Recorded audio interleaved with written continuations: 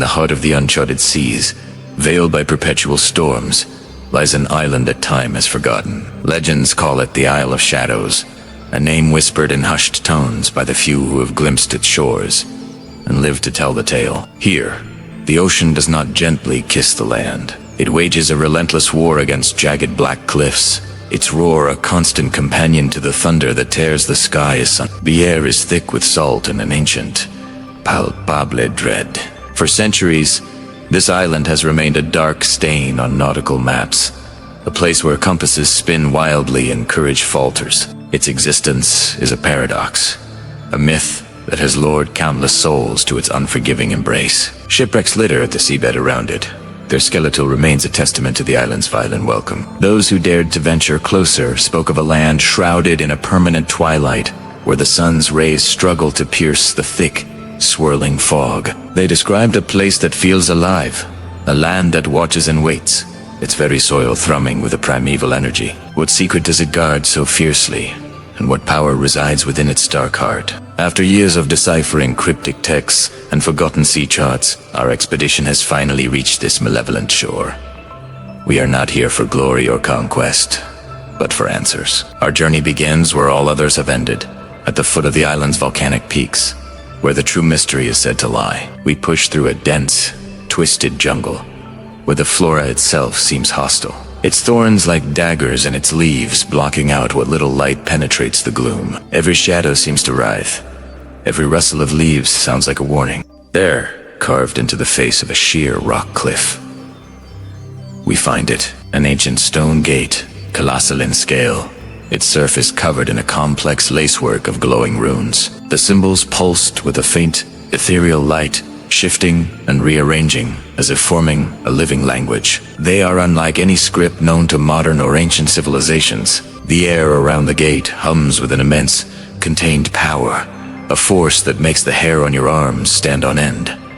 This is not a door for men. It is a seal, a barrier between our world and something much, much older. The gate seems impassable, a solid wall of enchanted stone. But the texts we followed spoke of a key, not a physical object, but a moment in time. As the storm reaches its crescendo, a bolt of lightning strikes the apex of the archway. For a fleeting second, the runes flare with blinding intensity, and with a deep, grinding groan that shakes the very foundations of the island, a fissure of darkness appears in the center of the stone. It is not an opening, but a tear in reality, an abyss beckoning us into the unknown. With only our torches to chase away the suffocating blackness, we step across the threshold.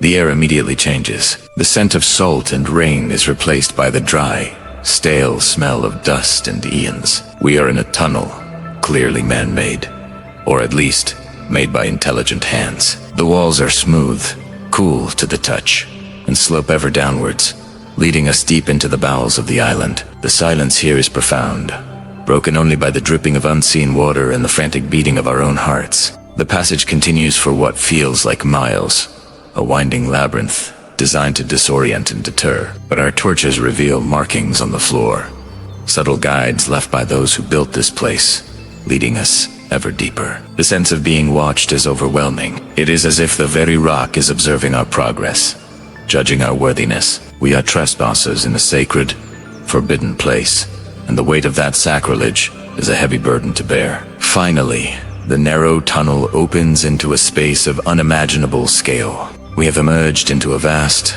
subterranean cavern, a geological wonder that defies belief. But it is not the size of the cave that steals our breath. It is what fills it. Gold. Mountains of it. An ocean of glittering treasure that stretches as far as our torchlight can reach. Golden coins from forgotten empires. Intricate jewelry adorned with impossible gems. Statues of solid gold depicting alien gods and monstrous beasts. It is a hoard that could topple nations. A fortune beyond the wildest dreams of any king or conqueror. This is the forbidden treasure of the legends, the source of the island's dark power. But as our eyes adjust, we see that it is more than just wealth. Scattered amongst the gold are artifacts of immense power, ornate staffs that hum with latent energy, books bound in strange leathers filled with incomprehensible knowledge, and crystalline objects that refract the torchlight into dazzling, hypnotic patterns.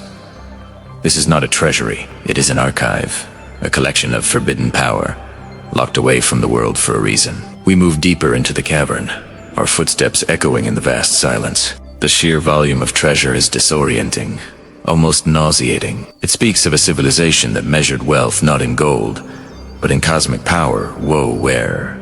And why did they hide their legacy in the heart of this storm-racked island? The answers seem to lie just beyond our reach, shrouded in the darkness that clings to the cavern's edges. It is then that we notice the statues. Interspersed with the piles of gold are colossal figures carved from obsidian, each one depicting a warrior in a menacing pose.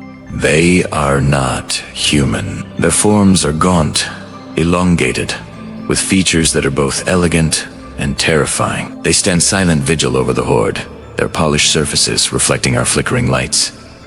They seem too perfect, too lifelike. A cold dread begins to creep in. Are they merely statues, or are they sentinels in slumber? As we press on toward the center of the cave, the feeling of being watched intensifies into a certainty. A deep, resonant hum vibrates through the floor, a sound so low it is felt more than heard. The air grows colder, our torches begin to flicker, their flames dancing as if in a sudden wind, though the air is unnaturally still. The shadows in the far corners of the cavern seem to coalesce, to deepen, to take on a form that is not merely an absence of light. There, in the deepest recess of the Golden Hall, a shadow detaches itself from the others. It is a form of immense size, a silhouette against the faint glow of the distant runes. It is not solid, but a shifting mass of darkness, a being seemingly woven from the night itself. 2 points of light ignite within its form, eyes that burn with cold, ancient intelligence. They are not eyes of malice, but of weary, unending vigilance. This is the Guardian, the entity spoken of in the most fearful whispers of the legends. It does not move towards us. It simply watches, its presence an absolute and crushing force. The hum intensifies, and we feel a pressure in our minds. A silent voice that speaks not in words, but in pure understanding. It tells of a duty that has lasted for millennia. It is the eternal warden of this prison of power. It's tasked to ensure that the secrets and forces contained within this cave never again touch the world of men. We understand now, this is not a treasure to be claimed.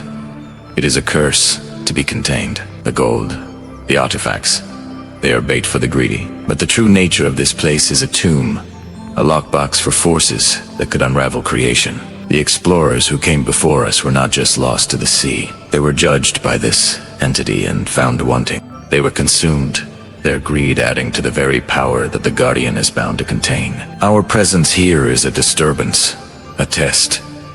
The Guardian does not need to attack. Its mere existence is a trial. To touch the treasure would be to fail, to succumb to the same temptation that doomed all others. We have found the heart of the Isle of Shadows, and it is a heart that must not be disturbed. Our quest for answers has led us to a truth far more profound and terrifying than we could have ever imagined. Slowly, carefully, we begin to back away. The burning eyes of the Shadow Guardian follow our every move. It does not try to stop us.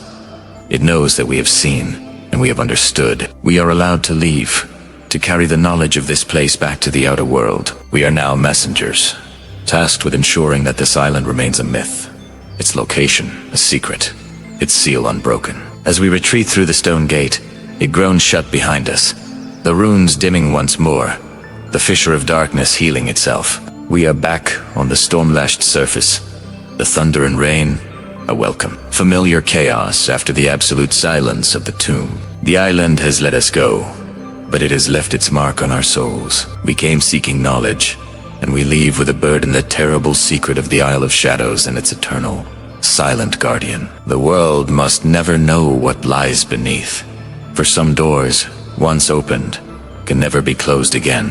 Thank you for watching. If you are captivated by this journey into the unknown, be sure to subscribe for more expeditions into the world's greatest mysteries. The whispers were true. The maps, the legends, they all led us here, to this forgotten chamber beneath the world's oldest mountains.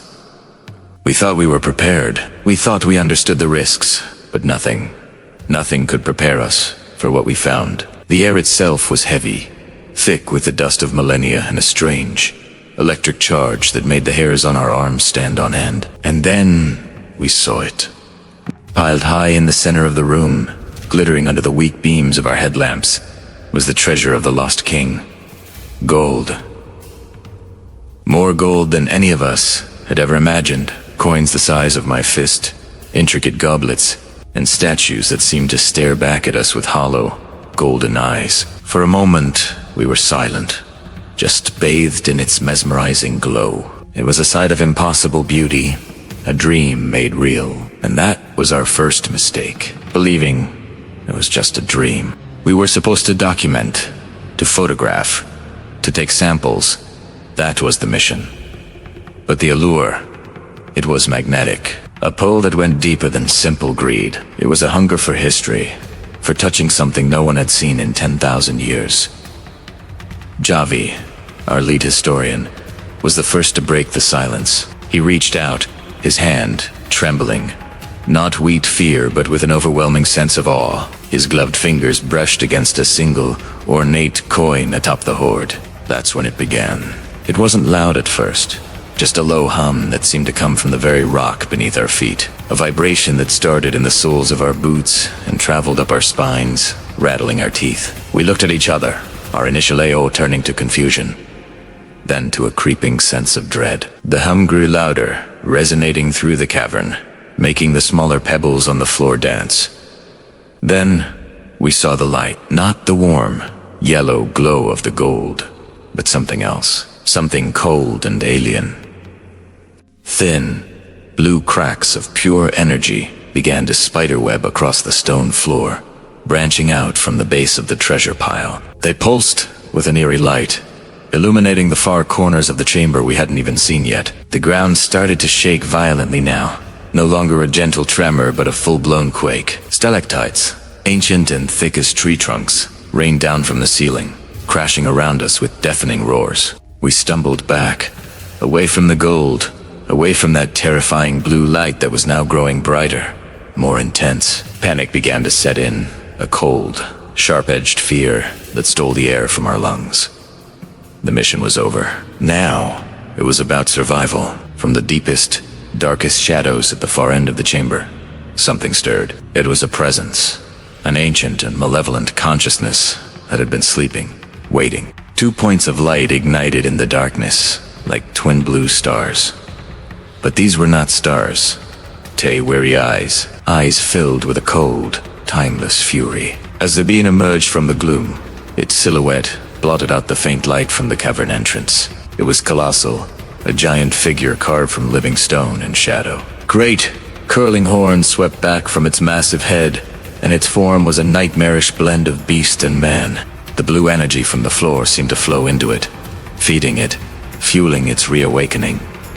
The guardian of the treasure, the thing the legends had warned us about. The final, fatal test for any who dared to touch the forbidden gold.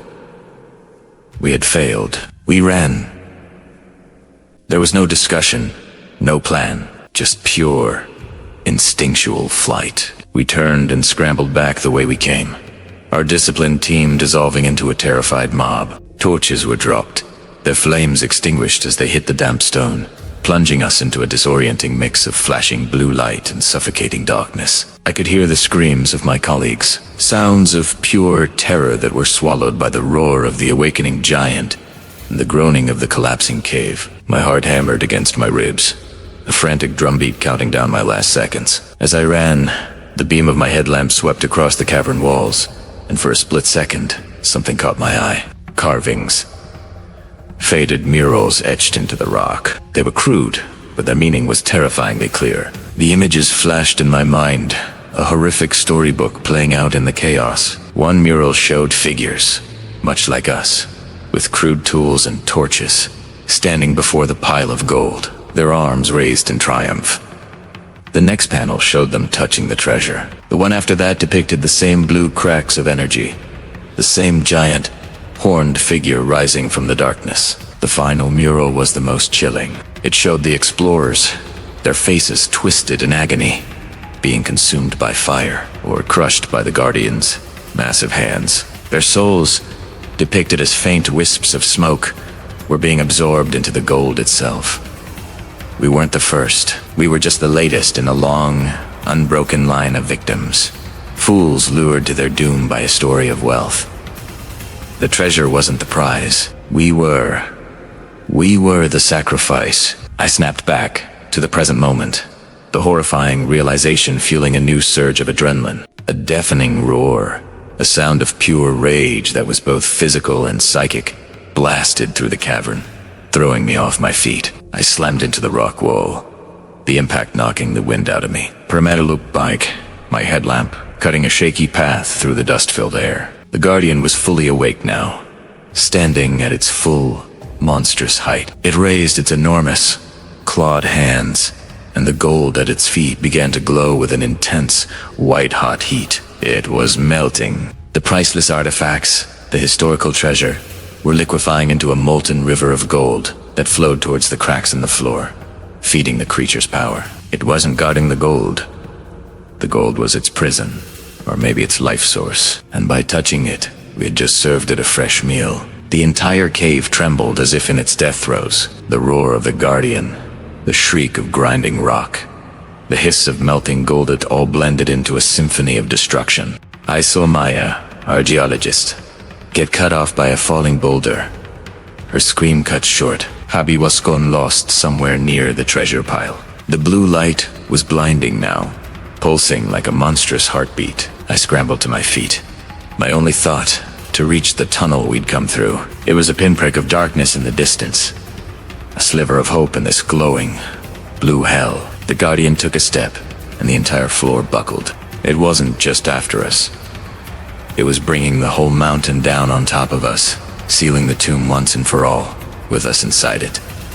The legends never spoke of anyone escaping. Looking at the sheer power of this ancient horror, I was beginning to understand why. The world outside would never know what we found. They would only know that we vanished. Another team of explorers lost to the unknown. But we knew.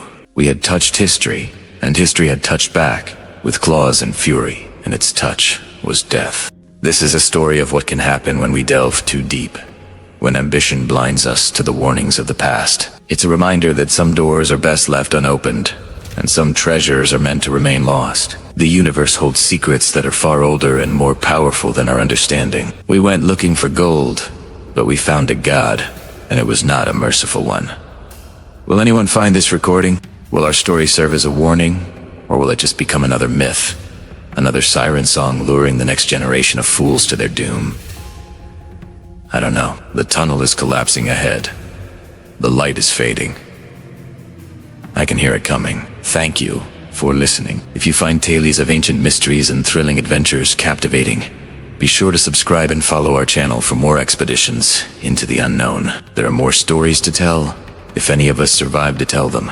The lure of forgotten gold, the whisper of legends, that's what draws us to the darkest corners of the world. It's a siren song for the reckless, a promise of glory whispered on the wind. For our team, it led us here, deep beneath the earth, into a chamber that hadn't seen the light of day for millennia. The air was thick, heavy with the dust of ages, and a silence so profound it felt like a physical weight, and that it was, bathed in the dancing flicker of our headlamps. A treasure hoard beyond imagination. Piles of gold artifacts, statues, and intricate jewelry, all gleaming with an untarnished, otherworldly luster. It was a king's ransom, a discovery that would rewrite history books. For a moment, we were frozen, caught in the spell of its sheer magnificence. It was Eletta who moved first. She was always the boldest, her archaeologist's curiosity overriding any sense of caution. Her gloved hand reached out,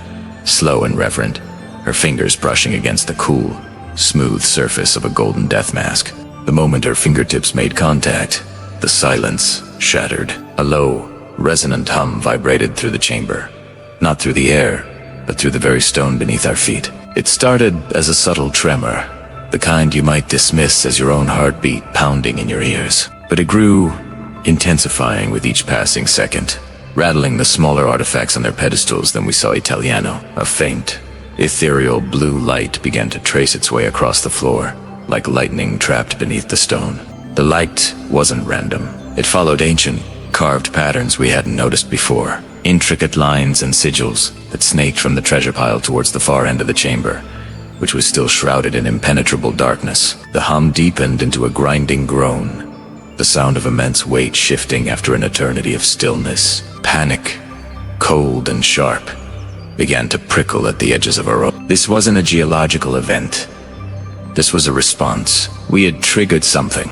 From the deepest shadows of the back of the cavern, 2 points of light ignited. They weren't reflections from our lamps. They burned with a cold, internal fire, a piercing sapphire blue that seemed to stare right through us, into our very souls. A colossal form began to resolve itself from the gloom. A silhouette of impossible size. Acid-sifted dust and rock cascaded from its ancient shoulders. It was a statue, we first thought. A massive guardian figure carved from the living rock. But statues don't breathe, and a low, guttural growl rumbled from its chest, a sound that vibrated in our bones. It rose slowly, deliberately, its sheer scale becoming horrifyingly apparent. It was humanoid, but monstrous, with massive, curved horns that scraped against the cavern ceiling 30 feet above. The blue energy that crisscrossed the floor now pulsed up its stony limbs, illuminating a body of obsidian-like rock, covered in the same arcane symbols. Its eyes, those 2 burning blue stars, fixed on us with an ancient, fathomless intelligence. This was no machine, no simply trap. This was a warden, a sentinel, and we had just trespassed on its sacred duty. The spell of the gold was broken, replaced by a primal, all-consuming fear. We were no longer explorers. We were prey.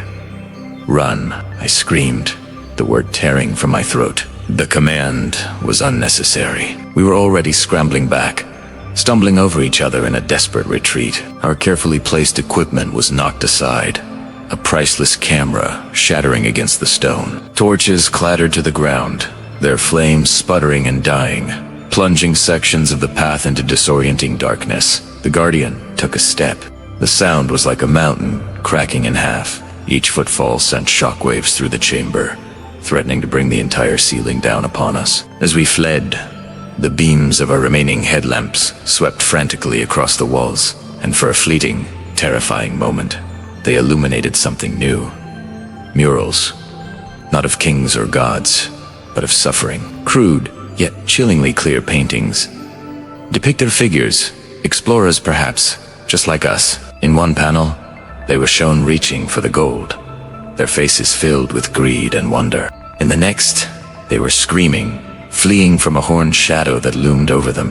The final, horrifying tableau showed their twisted forms being crushed, consumed by the stone, their spirits trapped in the very walls of the tomb. These weren't warnings.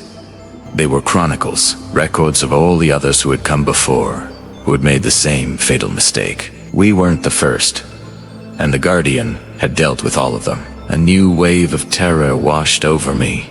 We weren't just fighting for our lives. We were fighting to avoid becoming another faded painting on a cursed wall, another silent testament to the tomb's power. We plunged deeper into the network of tunnels we had spent days mapping, but our careful survey felt useless now. Every turn looked the same. Every shadow seemed to hide a new threat. The Guardian's footsteps echoed behind us, a relentless, booming drumbeat counting down our final seconds. The air grew hotter, thick with the smell of ozone and molten metal. I risked a glance back.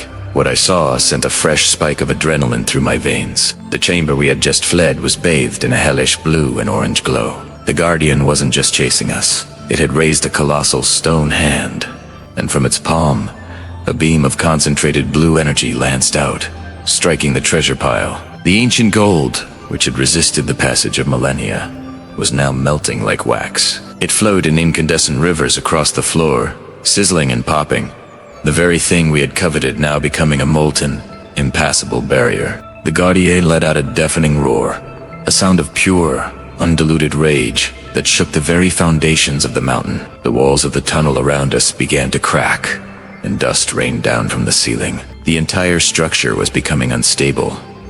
The tomb was collapsing. It was burying itself, and us, along with it, to protect its secret. We were running on pure instinct now, our lungs burning, our minds numb with terror. The path ahead was a maze of collapsing rock and suffocating dust.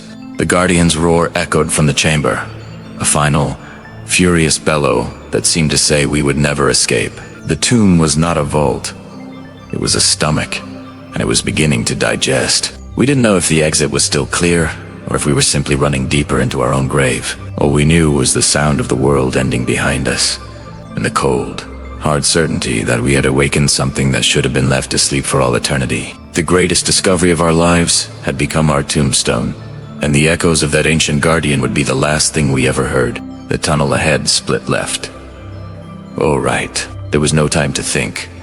No time to consult the map that was now probably buried under a ton of rock. I pointed left, a random, desperate choice. We veered into the new passage, the ground shaking so violently it was hard to stay on our feet. The sound of the collapsing main chamber faded slightly, replaced by the immediate, intimate terror of the tunnel we were in, groaning and splintering around us. Rocks the size of fists began to fall, one striking Ben on the shoulder, sending him sprawling. We hauled him to his feet, his face a mask of pain, and Poos head on.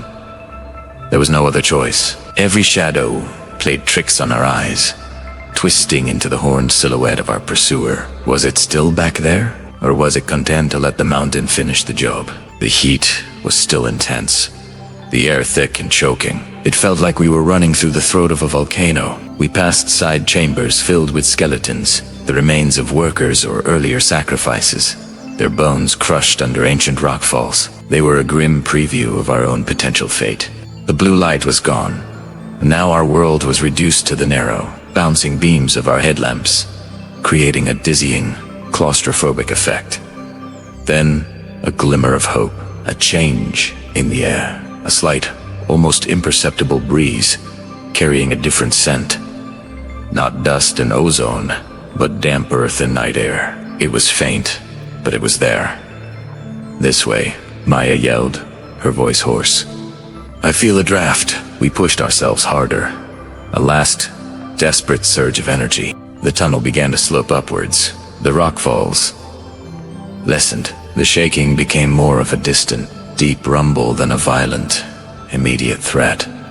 We could hear the sound of dripping water. The air grew cooler, cleaner. We rounded a final bend and saw it, a sliver of gray in the absolute black. Not a headlamp beam, but the pale, weak light of a pre-dawn sky, filtering through a narrow fissure in the rock, choked with vines and roots. It was an exit, maybe not the one we came in through, but it was a way out.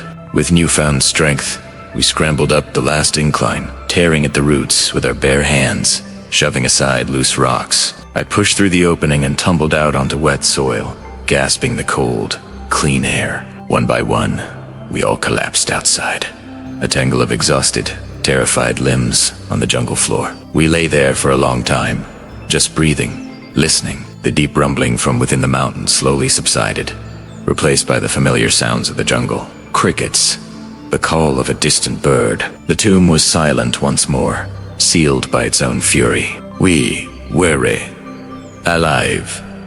We had escaped, but we left a part of ourselves in that darkness. We had touched the gold. We had looked into the eyes of the ancient world, and it had looked back with rage. We survived, but we would forever be haunted by the roar of the Guardian and the knowledge of the tomb that judges all who enter. Thank you for watching. Remember to like and subscribe for more tales from the edge of the unknown. The whispers started the moment we broke through the rock. They weren't just in our ears, they were in our minds, promising wonders beyond our wildest dreams. We were a team of 6 seasoned explorers, drawn by the myth of the Azure Veins, a subterranean network said to hold the secrets of creation itself. The entrance was a narrow fissure, barely wide enough for one person, but it opened into a tunnel that took our breath away. The walls weren't stoned, not entirely. They pulsed with a soft, ethereal blue light, like a living circulatory system, deep within the earth. It was mesmerizing. We pushed forward, our headlamps almost redundant against the cavern's natural glow. The air was cool and crisp, carrying a scent like ozone after a storm, mixed with something else. ... Something ancient and sweet. That's when the dust appeared. Tiny golden motes, floating lazily in the air, catching the blue light and sparkling like a galaxy trapped underground. They danced around us, swirling in our wake. I remember laughing, reaching out to touch them. They felt like nothing, like warm air, but where they touched my skin, a pleasant tingle spread. We were a Yidi, intoxicated by the sheer beauty of it all. The whispers grew stronger, more impersonal. For me, they spoke of knowledge, of understanding the universe's grand design. For Elias, our geologists, they promised mountains of gems and undiscovered minerals. For Maya, our linguist, they offered the chance to hear the Earth's first words. We walked for what felt like hours, losing all track of time in the constant, hypnotic blue. The tunnel twisted and turned, a labyrinth of light. The hallucinations began subtly, a flicker in the corner of my eye, a shadow that moved like a man. I saw my childhood home, clear as day, projected onto a cavern wall, my mother calling me in for dinner. I shook my head, blaming fatigue, the strange air. But then Elias stopped dead, pointing at a blank wall. He swore he saw a vein of diamonds, as thick as his arm. Maya was muttering to herself, arguing with a voice only she could hear. We were unraveling, but the allure of the tunnels, the promise of the whispers, was too strong to turn back. The path widened into a massive chamber, and that's where we saw them. The others, dozens of figures, frozen in place. They weren't statues carved from stone. They were people, explorers just like us, their gear still slung over their shoulders, their faces caught in expressions of awe, greed, or terror. But they were all gold, solid, gleaming gold, as if Midas himself had walked through this cavern. The golden dust was thicker here, clinging to them like a shroud. We finally understood. This wasn't a blessing, it was a trap. Panic set in.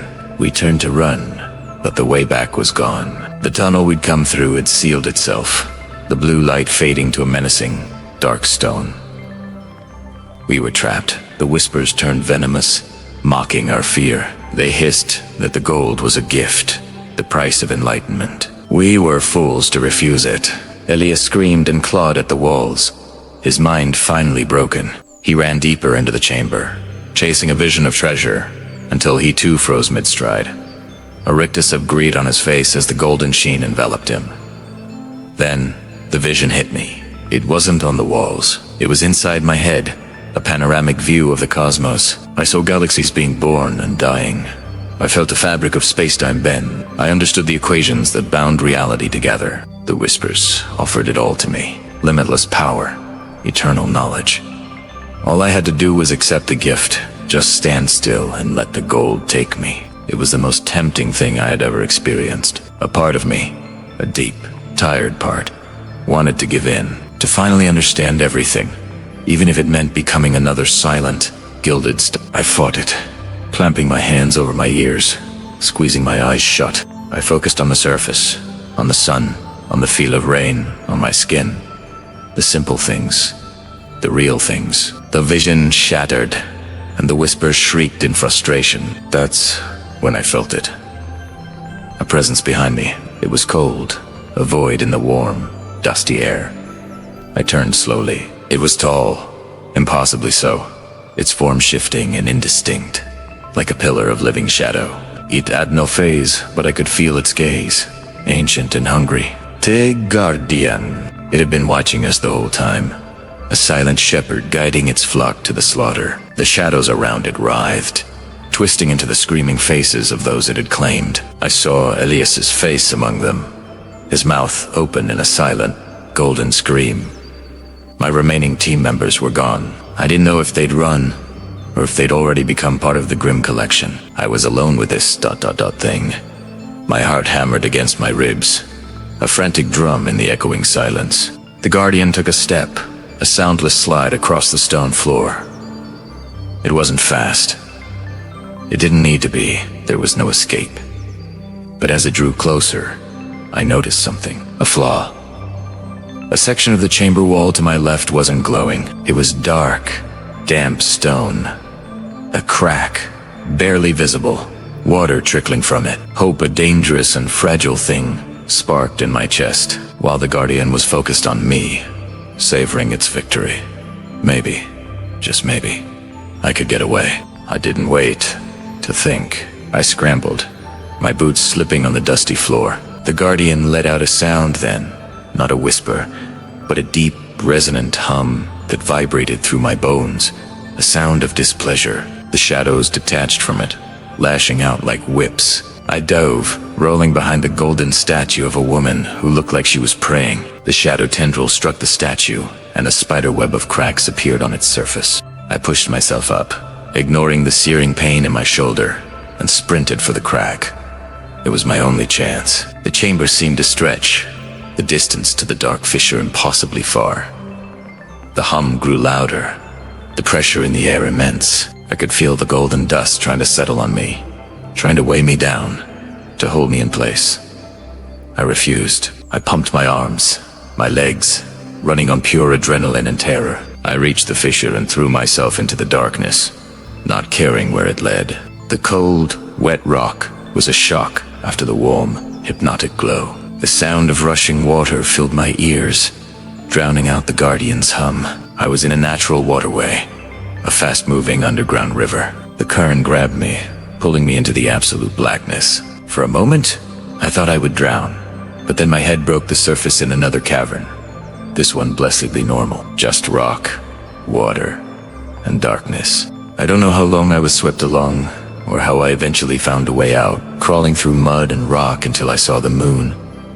I was the only one who made it back. I tried to tell them, the authorities, the other exploration guilds. They called it survivor's psychosis, trauma-induced delusion. No one believes me.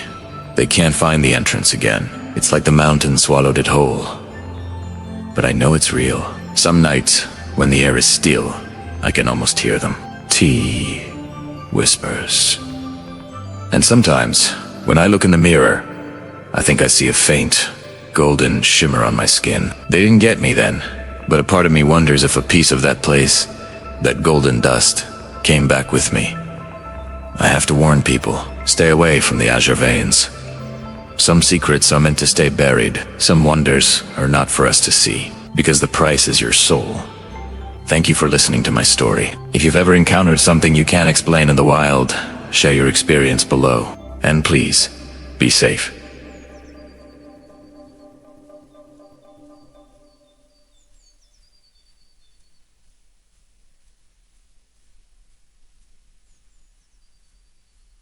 Out there, subscribe for more tales from the edge of the map.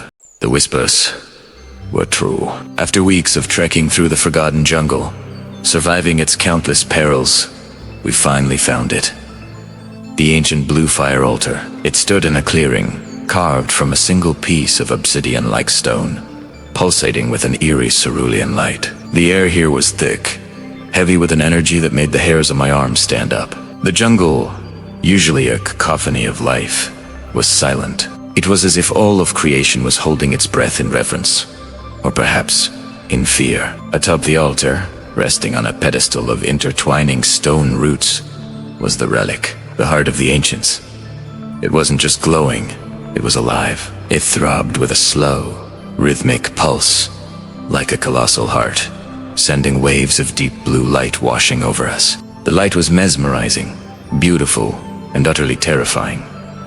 We stood there, a small band of survivors, awestruck. We had lost so many to get here, all for this. Was it worth it? I wasn't so sure anymore. The relic surface was a swirling nebula of dark sapphire and brilliant cyan, with veins of what looked like liquid starlight pulsing just beneath the surface.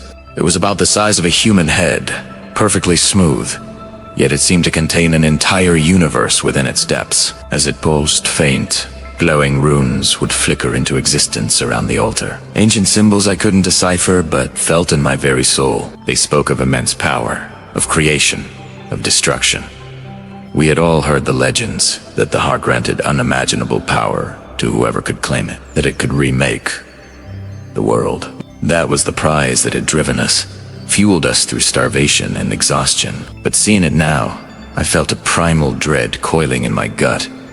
This wasn't a prize to be won. It was something else entirely. Something ancient and far beyond our comprehension. Kale was the first to break the spell. He was always the bravest, or maybe the most foolish, among us. I saw the greed, the ambition, glittering in his eyes, reflecting the altar's hypnotic blue light. "It's real," he whispered, his voice hoarse with awe and desire. "Everything we sacrificed. It's all here." Alara, our guide and the keeper of the old lore, tried to stop him. "Kale? No."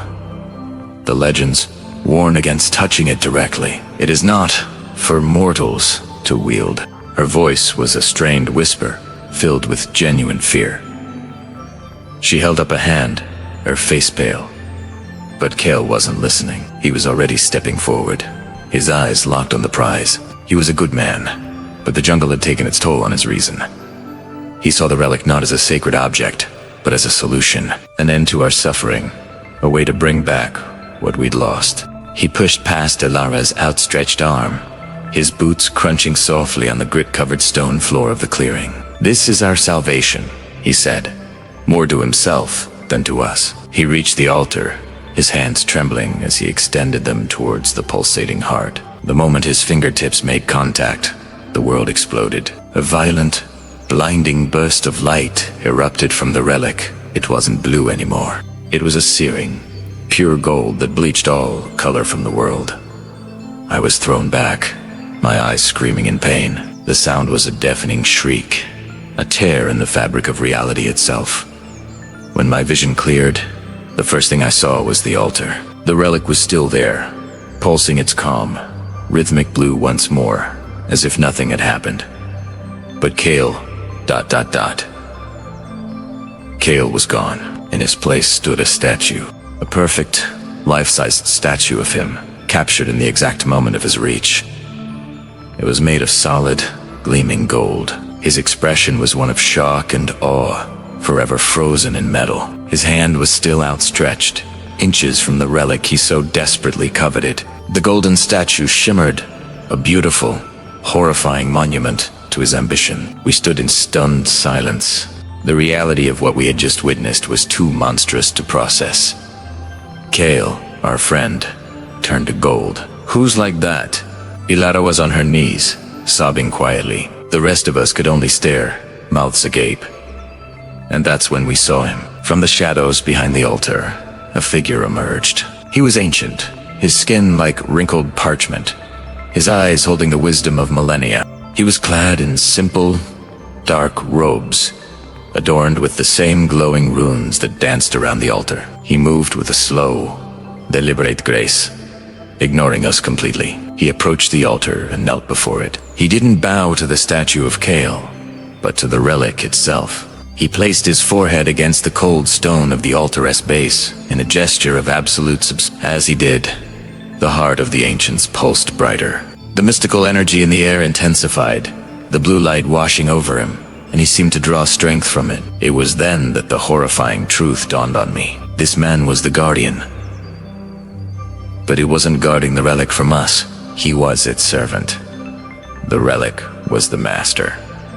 It wasn't a tool to be wielded. It was a consciousness, a power that wielded others. It had chosen its guardian, and it had just dealt with an intruder. Kale wasn't just punished. He was made an example, an offering.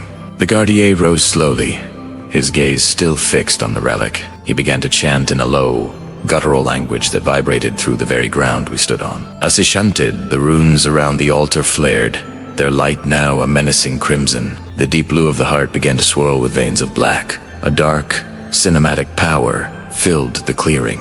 We weren't discoverers who had found a lost treasure. We were insects who had stumbled into a god's throne room. The guardian finally turned his head, and his ancient eyes met mine. There was no malice in them, no anger. There's only a profound emptiness, the look of it being utterly controlled. He was a puppet, and the relic was the puppet master. He raised a hand, not at us, but in a gesture that seemed to command the jungle itself. The silent trees began to groan, their branches twisting into unnatural shapes. The ground trembled beneath our feet. We knew, in that moment, that the stories had been wrong. This wasn't a place of salvation. It was a place of judgment, and we had been judged. Our quest for power had led us to the feet of a being that fed on it. We had to get out, but as the jungle itself began to close in around us, I realized the altar was not just the destination. It was a trap, and it had just been sprung. Our fight for survival was far from over. It had only just entered its most terrifying chapter. Thanks for watching our story unfold. If you're captivated by this dark fantasy, make sure to hit that subscribe button and ring the bell so you won't miss what happens next. Leave a comment below with your theories on the relics. True Purpose. We'll see you in the next episode. The whispers were a lie. We thought destroying the relic would save us, that it would break the curse of this forgotten place. We were so wrong. The moment the Warhammer struck the crystal, it wasn't silence that followed, but a blinding flash of pure energy. The entire cavern screamed, a deep, guttural roar that came from the very rock around us. It felt like the mountain itself was trying to crush us, to turn us into dust.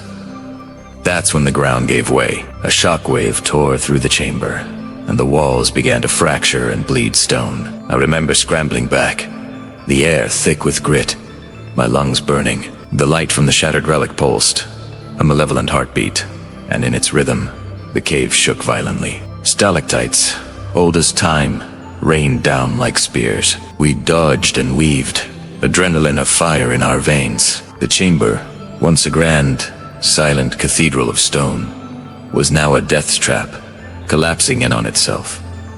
Through the chaos, a new horror emerged. From the epicenter of the blast, where the relic's heart still throbbed, a figure began to form. It rose from the swirling energy, a silhouette of vengeance, an ancient power. The Guardian. We had only read about it in the crumbling texts, a myth meant to scare away tomb robbers, but it was real. Its form solidified, coalescing from the raw magic, its eyes burning with an otherworldly fury. It wasn't just angry, it was awake, and it was looking right at us. There was no plan, no strategy, just pure, primal instinct. Run the exit.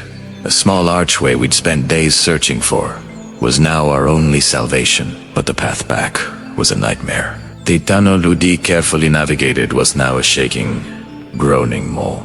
Boulders, the size of carriages, tumbled from the ceiling, crashing down with a deafening finality, sealing off passages we had just passed through.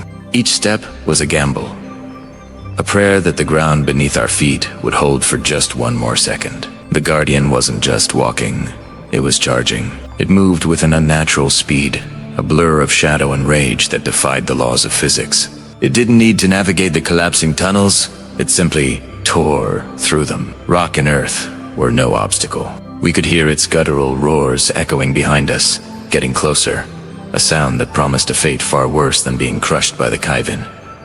It was the sound of our hope dying. Then came the fire. Not the warm, orange flame of a torch, but a cold, spectral blue fire that erupted from the cracks in the walls. It didn't burn with heat. It consumed with an icy touch, spreading like a plague across the stone. It licked at our heels, turning the rock to brittle, black glass wherever it passed. This was the relic's final curse, its dying breath trying to drag us down with it. We leaped over chasms of this ethereal frost fire, the air growing colder with every desperate gasp. As if that wasn't enough, the air itself turned against us. A storm of golden dust, the pulverized remains of the relic, began to swirl through the tunnels. It wasn't just dust, it was magical shrapnel. It stung our eyes, clogged our throats, and shimmered with a dangerous energy. The world became a blizzard of gold and shadow, the Guardians roaring form a darker shape within the storm. We were running blind, guided only by the faintest memory of the path and the sheer terror propelling us forward. The chase was relentless. Every turn revealed a new peril. A chasm would split the floor open, forcing a desperate leap. A section of the ceiling would collapse, forcing us to crawl through a claustrophobic new opening. We were losing our strength, our lungs screaming for air that wasn't filled with dust and magic. But the Guardian never tired. It was a force of nature, an embodiment of the mountain's wrath. We could feel its presence, a pressure in the air, a chilling certainty that it was gaining on us. I risked a glance back. Through the golden haze, I saw it. It was closer than I feared.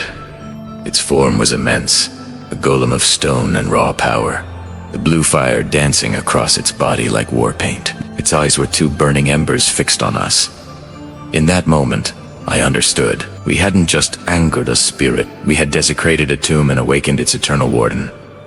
This wasn't a hunt, it was an execution. The exit was just ahead, a sliver of moonlight, a promise of the outside world. It was the most beautiful thing I had ever seen, but the final stretch was the worst. The tunnel narrowed into a bottleneck of falling rock and spreading blue flames.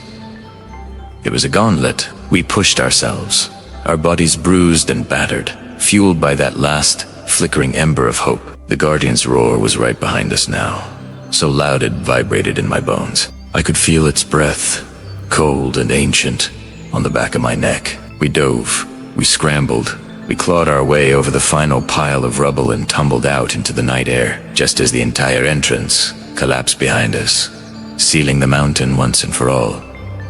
We were alive. We were free. But as we lay there, gasping under the silent moon, we knew the echoes of that roar, and the sight of those burning eyes in the dark would haunt us forever. Thanks for watching our cinematic short. If you enjoyed this journey into the darkness, make sure to hit that like button and subscribe for more adventures. Let us know in the comments, what do you think happened to the Guardian? We'll see you in the next one. They say no man is an island, but this one was different. It was a prison, a tomb, a place of unspeakable power that had held its secret for millennia. We came seeking treasure, knowledge. A legend whispered on the dying breaths of madmen. We found only death, and something far, far worse. The final chamber, the very heart of the curse, began to crumble around us. Stones the size of carriages fell from the vaulted ceiling, crashing into the abyss below and sending tremors through the very bedrock of the island. Dust and the stench of ages choked the air. We didn't even think, we just ran. Survival is a primal instinct, and it screamed louder than any fear. The screams of those who didn't make it, swallowed by the collapsing earth, became the drumbeat to our desperate flight. We burst from the labyrinthine tunnels onto the shore, gasping the salt-laced air like newborns. The sand was black, volcanic, and the sky above was a tempest of bruised purple and gray clouds. Rain lashed down, cold and sharp, stinging our faces. For a moment, a single, fleeting moment, we thought we had made it. We thought we had escaped, weary fools. A roar tore through the storm, a sound that wasn't of this world. It ripped through the fabric of reality, a guttural, soul-shaking bellow of pure hatred. We turned, our blood running cold. At the gaping mouth of the cave we had just fled, a silhouette stood against an eruption of blinding golden light. It was the Guardian. We had seen glimpses of it in the darkness, a thing of nightmare and shadow. But here, illuminated by the island's dying heart, its form was terrifyingly clear. It was ancient, twisted, a mockery of life itself, its eyes burning with a malevolent fire that had watched empires rise and fall. The golden energy wasn't a sign of its defeat. It was its apotheosis, its release. The prison wasn't for it. It was for us, to keep the world safe from it. And then the island began to sink.